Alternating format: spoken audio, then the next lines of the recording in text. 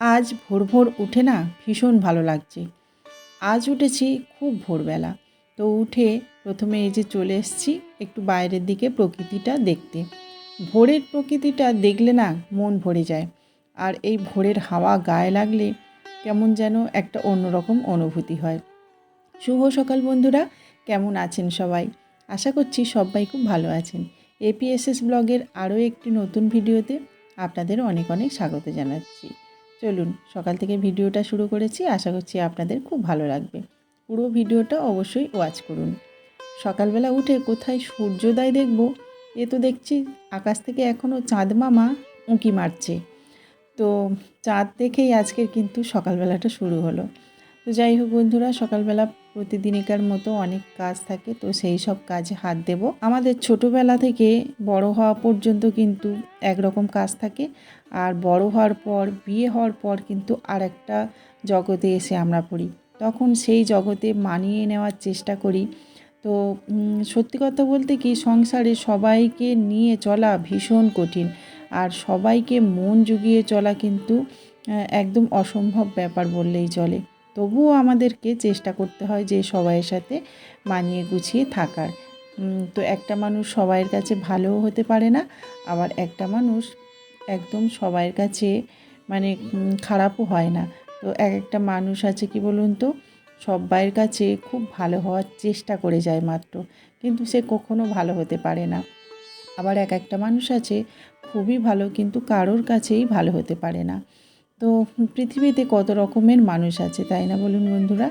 তো যাই হোক, এই কথাগুলো বলার কারণ হচ্ছে আমরা মেয়েরা শুধু মানিয়ে নেওয়ার চেষ্টা করি, কিন্তু মানাতে কি পারি? যতই আমাদের সংসারটাকে নিজের বলে গোছানো করি না কেন, যতই আমার সংসার বলি না কেন, সেই দিনের শেষে কিন্তু আমাদেরকে শুনতে হয় আমাদের এটা শ্বশুর বাড়ি, নিজস্ব বাড়ি নয়। তাহলে বন্ধুরা, আমাদের বাড়িটা কোথায় শুনি? আমাদের বাপের বাড়িটা হচ্ছে বাপের বাড়ি, ওটা আমাদের বাড়ি নয়। শ্বশুর বাড়িটা শ্বশুর বাড়ি। আর তাহলে কিন্তু আমাদের নিজস্ব কোনো বাড়ি নেই। আবার যখন ছেলেদের বিয়ে হয়ে যাবে তখন আবার ছেলের বাড়ি হবে। তাহলে আমাদের বাড়িটা কোথায়? তাই বন্ধুরা, প্রতিটা মেয়ের সবসময়ের জন্য চেষ্টা করা উচিত নিজস্ব একটা ঠিকানা তৈরি করার। তো অনেকে আবার সেটা পেরে ওঠে, তবে অনেকে পারে না। তো যাই হোক বন্ধুরা, সবাইয়ের কপাল সমান হয় না, আর সবাইয়ের ভাগ্যও সমান হয় না। তবু আমাদেরকে এভাবেই চলতে হয়, জীবন ধারণ করতে হয়।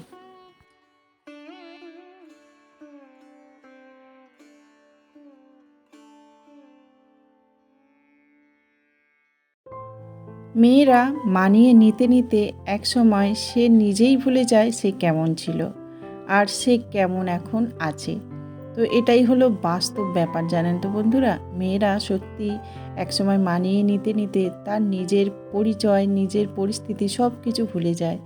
মেয়েদের সম্পর্কে এতগুলো কথা আমি বললাম, কারণ কি বলুন তো বন্ধুরা, সত্যি আমাদের চারিপাশে কত কিছু ঘটে থাকে, আর সেই সব কত কিছু দেখতে দেখতে নিজেদের মনে অনেক প্রশ্নের ভিড় জমে থাকে, আর সেই সব ভিড়ের মধ্যে আমিও নিজেকে হারিয়ে ফেলি।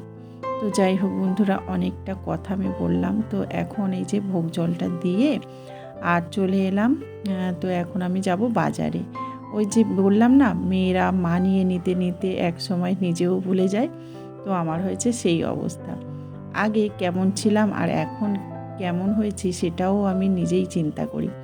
আগে তো তেমনভাবে এরকম কাজ কোনো করতাম না। এখন দেখুন নিজের কাঁধে সমস্ত সংসারের দায়িত্ব, সবাইয়ের দায়িত্ব আর কি নিজের কাঁধে তুলে নিয়েছি।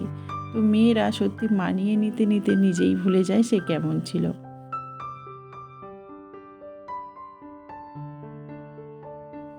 আগে ভাবতাম বাজার করাটা ভীষণ কঠিন।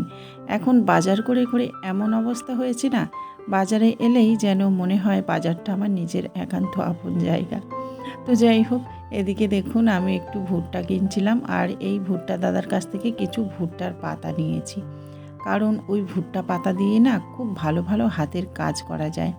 তো জানি না এগুলো করার সময় পাবো কি না, যদি করার সময় পাই তো আপনাদের সাথে শেয়ার করব।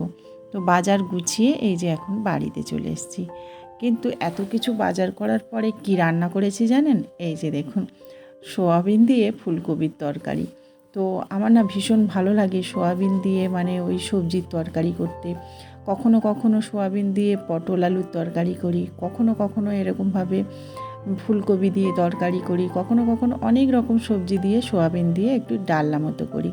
আর মাছ না খেতে একদমই ভালো লাগছে না। তো এই যত গরম পড়ছে তত যেন মাছ খেতে একদমই ইচ্ছা হচ্ছে না। তো সেই জন্য একটু নিরামিষের মধ্যেই রান্না করব ভাবলাম। তো যাই হোক, এই যে এসে এখন এই কিছু জামা কাপড় ছিল সেগুলোই কেচে দিয়েছিলাম, আর তারপরে এখন মেলে দিচ্ছি। তো রান্না বান্না করে খাওয়া দাওয়া হয়ে গেছে, এখন দেখতেই পাচ্ছেন অনেকটা বিকেল। তো এখন ওই যে কয়েকটা জামা কাপড় কেচেছিলাম সেগুলোই মেলে দিচ্ছি।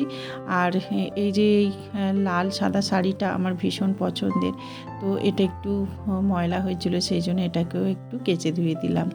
আর জানেন তো, পুজো করার সময় যখন এই লাল পাড় শাড়িটা পরি তখন নিজেকে খুব মানে স্নিগ্ধ, শান্ত এরকম লাগে, ভীষণ ভালো লাগে জানেন তো। তো সেই জন্য ভেবেছি যে এখন থেকে যখনই পুজো পাঠ করব তখন থেকে মানে এই লাল সাদা শাড়িটা পরেই পুজো পাঠ করব। আর আজকের একটা পার্সেল আসার কথা আছে। তো ওই ঠাকুর ঘরের জন্য অনেকগুলো জিনিস আমি অর্ডার করেছি। তো সেই পার্সেলটা আসবে, জানি না আজকের আসবে বলেছে, এখনও আসেনি। তো বিকাল হয়ে গেছে অলরেডি, তো কখন আসবে জানি না। আজকের আমি অর্ডার করেছিলাম কিছু ছুরি কাঁচি এগুলোই, মানে ঠাকুর ঘরেও এগুলো কাজে লাগবে, আবার রান্নাঘরেও কাজে লাগবে। তো চলুন বন্ধুরা, এই যে আমার মোটামুটি এখানকার কাজ রেডি।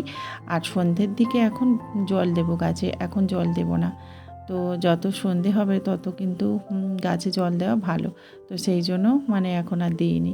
তো বন্ধুরা, এটা ছিল তার পরের দিনেকার ভিডিও। তো এই যে দেখুন আমার পার্সেলটা এসে গেছে। আর এই পার্সেলটা নেওয়ার সময় কী যে বিরক্ত লাগছিল কি বলবো বন্ধুরা। তো এর সাথে একটা অন্য জিনিস দেওয়ার কথা ছিল, কিন্তু সেই জিনিসটা দেয়নি।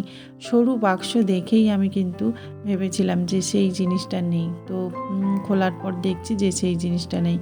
এর আগে আমার অনেকবার এরকম হয়েছে, তা সত্ত্বেও দেখুন এখান থেকে কেনাকাটা করি, আর সেটাই মানে একটা অবিশ্বাসের জায়গা তৈরি হয়ে যাচ্ছে। যেটা নিচ্ছি সেটাই কিন্তু ভালো জিনিস আসছে না। তাও দেখুন মনে হচ্ছে পরের বারে ভালো আসবে এরকম করেই আর কি নিই। কিন্তু দেখুন এর সাথে একটা জিনিস দেওয়ার কথা ছিল, সেই জিনিসটা নেই, সেটা আবার আলাদা করেই কিনতে হবে। বারে বারে বিশ্বাস ভঙ্গ হয়ে যাচ্ছে, জানি না এখান থেকে আর কেনাকাটি করবো কিনা, অনেকবার ঠকেছি। তো যাই হোক বন্ধুরা, আজকের এই পর্যন্তই কিন্তু ভিডিওটা রাখলাম। আশা করছি আপনাদের খুব ভালো লেগেছে। ভালো লাগলে অবশ্যই লাইক কমেন্ট শেয়ার করবেন, আর সাবস্ক্রাইব করে আমার পাশে থাকবেন। দেখা হবে পরবর্তী একটা ব্লগে। ততক্ষণ আপনারা খুব ভালো থাকুন, সুস্থ থাকুন। নমস্কার।